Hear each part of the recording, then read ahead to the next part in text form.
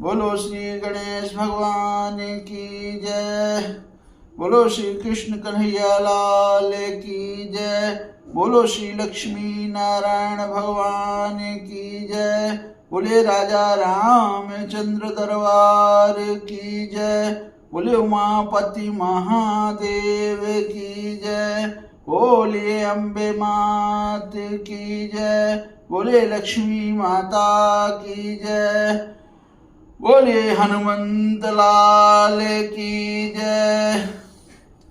आप सभी मेरे प्यारे दोस्तों, भाई और बहनों का सभी का हमारे YouTube चैनल पर आप सभी का स्वागत है। जो भाई बहन पहली बार हमारे वीडियो में आए हों, चैनल देख रहे हों, तो कृपा करके आप अपने भाई का चैनल जरूर से जरूर सब्सक्राइब करें, जिससे मुझे भी आगे बढ़ने का थोड़ा मौका मिले। और लाइक करें, कमेंट करें, साथ में शेयर भी करें, जिससे दूसरों को भी यह भगवत ज्ञान का प्राप्ति हो।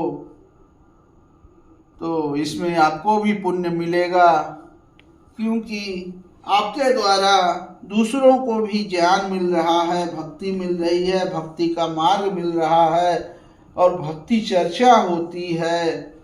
तो भगवान आप सभी की मनोकामना पूरी करें, साथ में आपके परिवार सबकी रक्षा करें।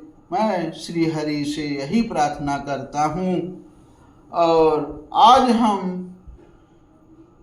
श्रीमद् भागवत महापुराण की कथा तृतीय स्कंध अथ 20वां अध्याय, मतलब 20वां अध्याय की कथा आज हम सुनाएंगे। कथा में है, बहुत सुंदर कथा है कि ब्रह्मा जी की रची हुई अनेक प्रकार की सृष्टि का वर्णन कैसा है। बहुत अच्छा कथा है। अब कथा शुरू कर रहे हैं भाइयों कि शौनक जी कहते हैं सूत जी से कि सूत जी, पृथ्वी रूप आधार पाकर स्वयंभुव मनु ने आगे होने वाली संतति को उत्पन्न करने के लिए किन किन उपायों का अवलंबन किया।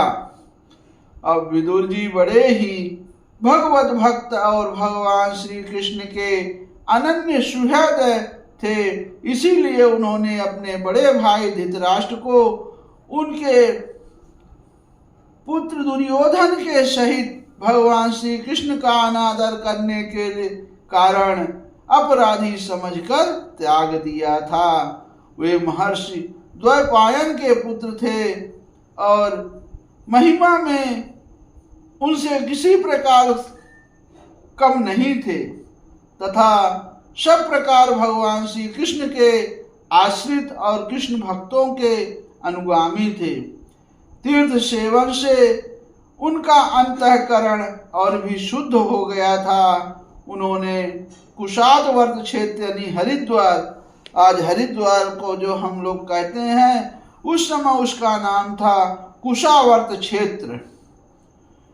तो वहाँ बैठे हुए तत्वज्ञानियों में श्रेष्ठ मैत्रेय जी के पास जाकर और क्या पूछा।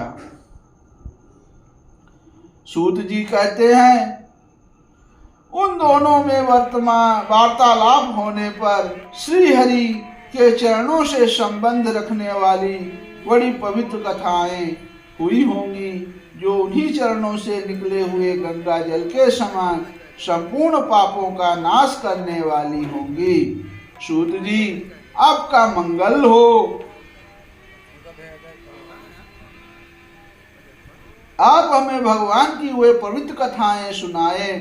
प्रभु के उदार चरित्र तो कीर्तन करने योग्य होते हैं। भला ऐसा कौन रसिक होगा जो श्री हरि के लीला अमृत का पान करते करते तृप्त हो जाए। नैमिषारण्य वासी मुनियों के इस प्रकार पूछने पर उग्र सवा सूत जी ने भगवान में चित्त लगाकर उनसे कहा, सुनिए।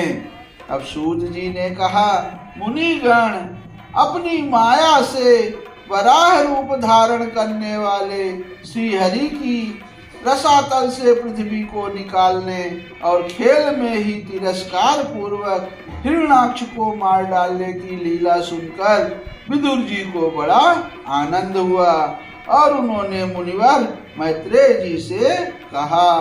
अब क्या कह रहे हैं विदुर जी? ब्राह्मण, आप परोक्ष विषयों को भी जानने वाले हैं, अतः यह बतलाइए कि प्रजापतियों के पति श्री ब्रह्मा जी ने मरीच आदि प्रजापतियों को उत्पन्न करके फिर सृष्टि को बढ़ाने के लिए क्या किया?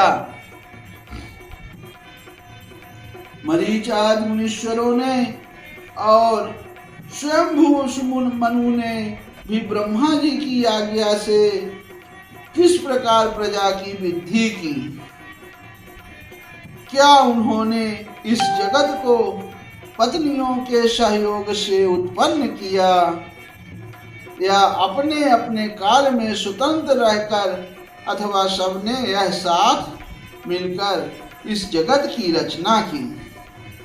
अब कैसे है उसके लिए आप लोग आगे कथा सुने।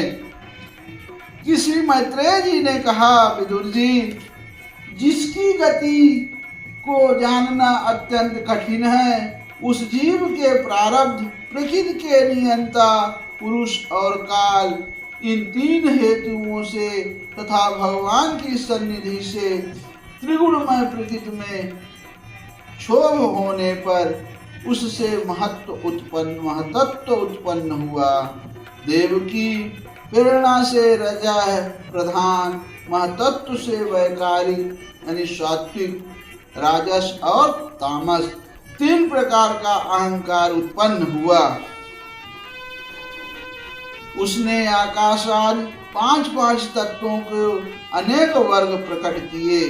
वे सब अलग अलग रहकर भूतों के कार्य रूप ब्रह्मांड की रचना नहीं कर सकते थे, इसलिए उन्होंने भगवान की शक्ति से परस्पर संगठित होकर एक स्वर्ण वर्ण अंड की रचना की।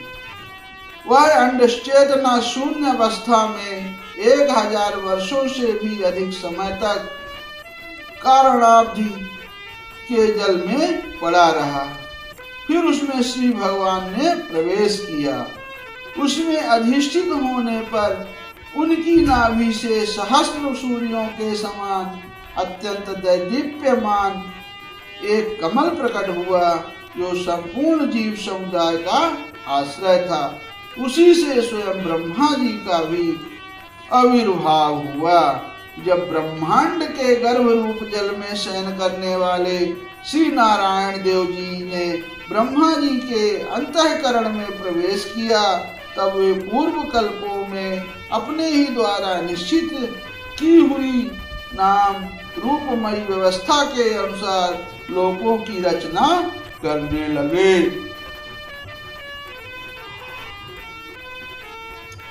सबसे पहले उन्होंने अपनी छाया से तामिश्र, अंधतामिश्र, तम मोह और महामोह यों 5 प्रकार की अविद्या उत्पन्न की। ब्रह्मा जी को अपना वह तमोमय शरीर अच्छा नहीं लगा, अतः उन्होंने उसे त्याग दिया। तब जिससे भूख प्यास की उत्पत्ति होती है, ऐसे रात्रि रूप उस शरीर को उसी से उत्पन्न हुए यक्ष और राक्षसों ने ग्रहण कर लिया। देखिए, बहुत सुंदर कथा है। उस समय भूख प्यास से अभिभूत होकर वे ब्रह्मा जी को खाने को दौड़ पड़े और कहने लगे, इसे खा जाओ, इसकी रक्षा मत करो। क्योंकि वे भूख प्यास से व्याकुल हो रहे थे, तो ब्रह्मा जी ने घबराकर उनसे कहा, अरे यक्ष राक्षसों, तुम मेरी संतान हो, इसलिए मुझे भक्षण मत करो, मेरी रक्षा करो। उनमें से जिन्होंने कहा खा जाओ वे यक्ष हुए, और जिन्होंने कहा रक्षा मत करो वो राक्षस हुए। देखिए राक्षस कैसे हुए और यक्ष कैसे हुए, ये दोनों की परिभाषा यहाँ लिखी हुई है। यक्ष हुए मतलब जो कहा कि खा जाओ वो यक्ष हुए, और जिन्होंने कहा रक्षा मत करो वो राक्षस हुए। इन्हीं से यक्ष और राक्षस की नाम पड़ा है। फिर ब्रह्मा जी ने सात्विकी प्रभा से दैदीप्यमान होकर मुख्य देवताओं की रचना की। इन्होंने क्रीड़ा करते हुए ब्रह्मा जी के त्यागने पर उनका वह दिव्य रूप प्रकाशमय शरीर ग्रहण कर लिया। इसके पश्चात ब्रह्मा जी ने अपने जघन देश से कामाशक असुरों को उत्पन्न किया। देखिए, अब ब्रह्मा जी यहाँ असुरों को उत्पन्न किए। वे अत्यंत काम लोलुप होने के कारण उत्पन्न होते ही मैथुन के लिए ब्रह्मा जी की ओर चले। वह देखकर पहले तो वो हंसे, किंतु फिर उन्हें निर्लज्ज असुरों को अपने पीछे लगा देख भयभीत और क्रोधित होकर बड़े जोर से भागे। अब देखिए, यहाँ ब्रह्मा जी अपने जघन देश के कामाशक असुरों को उत्पन्न किया था। ब्रह्मा जी ने अपनी जांघों से जघन देश जिसको बोलते हैं वहां से कामाशक असुरों को उत्पन्न किया। अब असुर उनको जब पीछा करने लगे तो ब्रह्मा जी बड़े निर्लज्ज क्रोधित हुए होकर बड़े जोर से भागे। तब उन्होंने भक्तों पर कृपा करने के लिए उनकी भावना के अनुसार दर्शन देने वाले शरणागत वत्सल वरदायक श्री हरि के पास जाकर कहा। अब ब्रह्मा जी कहते हैं श्री हरि से, परमात्मन मेरी रक्षा कीजिए, मैंने तो आपकी ही आज्ञा से प्रजा उत्पन्न की थी, किंतु यह तो पाप में प्रवृत्त होकर मुझे ही तंग करने चली है। नाथ, एकमात्र आप ही दुखी जीवों का दुख दूर करने वाले हैं, और जो आपकी चरण शरण में नहीं आते उन्हें दुख देने वाले भी एकमात्र आप ही हैं। ऐसी कथा दोस्तों, कथा जरूर पूरी सुने। अब प्रभु तो प्रत्यक्षवत सबके हृदय की जानने वाले हैं। उन्होंने ब्रह्मा जी की आतुरता देखकर कहा, तुम अपने इस कामक दूषित शरीर को त्याग दो। भगवान के यों कहते ही उन्होंने वह शरीर भी छोड़ दिया। अब ब्रह्मा जी का छोड़ा हुआ वह शरीर एक सुंदरी स्त्री यानी संध्या देवी के रूप में परिणित हो गया। उसके चरण कमलों में पाय देव झंकृत हो रहे थे, उसकी आंखें मतवाली हो रही थी और कमर करधनी की लड़ों से सुशोभित सजीली साड़ी से ढकी हुई थी। उसके उभरे हुए स्तन इस प्रकार एक दूसरे से सटे हुए थे कि उनके बीच में कोई अंतर ही नहीं रह गया था।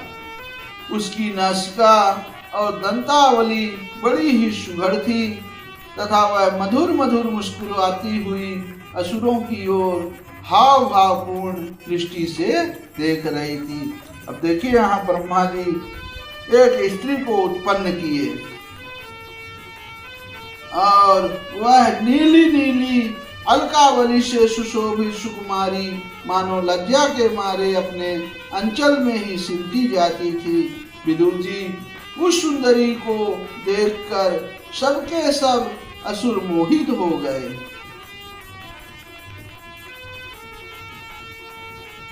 अहो, यह कैसा विचित्र रूप, कैसा अलौकिक धैर्य और कैसी नई अवस्था है।